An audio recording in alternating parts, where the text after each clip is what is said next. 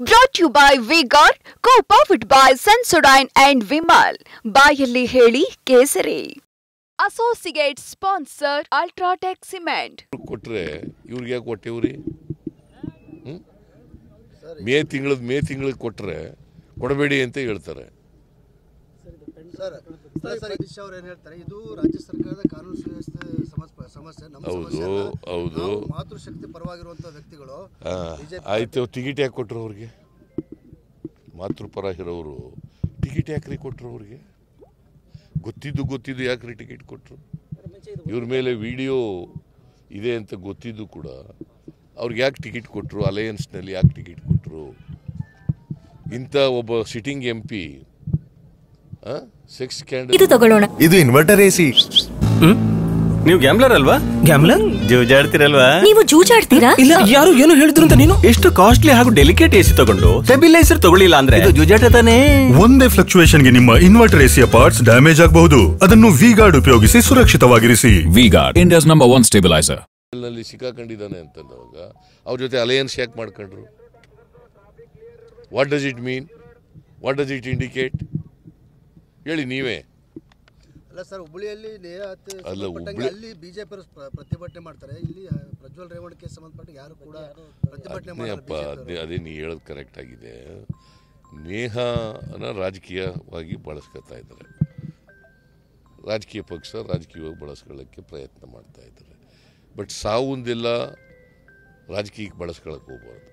ನೇಹಾ ಕೇಸ್ನಲ್ಲಿ ನಾವು ಕೂಡಲೇ ಅಕ್ಯೂಸ್ನ ಅರೆಸ್ಟ್ ಮಾಡಿದ್ದೀವಿ, ಗೊತ್ತಾಯ್ತಲ್ಲ. ಆಮೇಲೆ ಇನ್ವೆಸ್ಟಿಗೇಷನ್ನು CID ಕೊಟ್ಟಿದ್ದೀವಿ.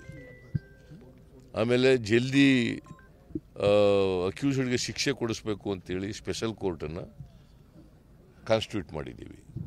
ನಾವೆಲ್ಲ ಕಾನೂನು ಪ್ರಕಾರ ಏನೇನು ಮಾಡಬೇಕು ಎಲ್ಲನೂ ಕೂಡ ಪ್ರಾಮಾಣಿಕವಾಗಿ ಮಾಡಿದ್ದೀವಿ.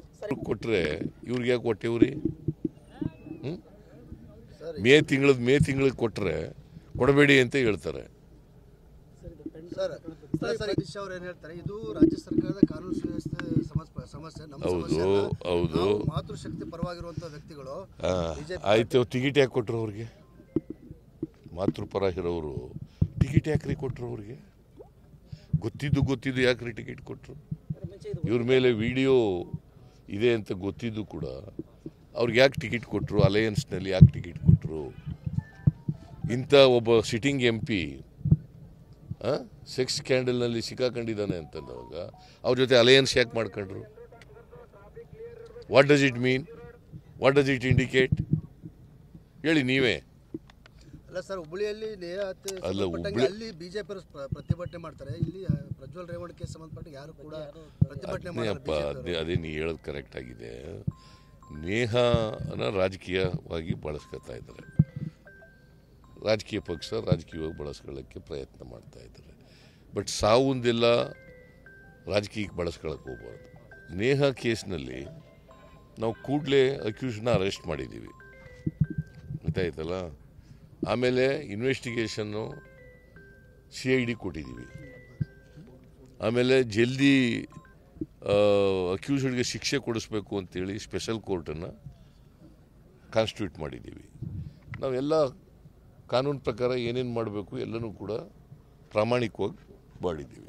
Brought to you by V-Guard, co-powered by Sensodyne and Vimal. ಬಾಯಲ್ಲಿ ಹೇಳಿ ಕೇಸರಿ. Associate sponsor Ultratech Cement.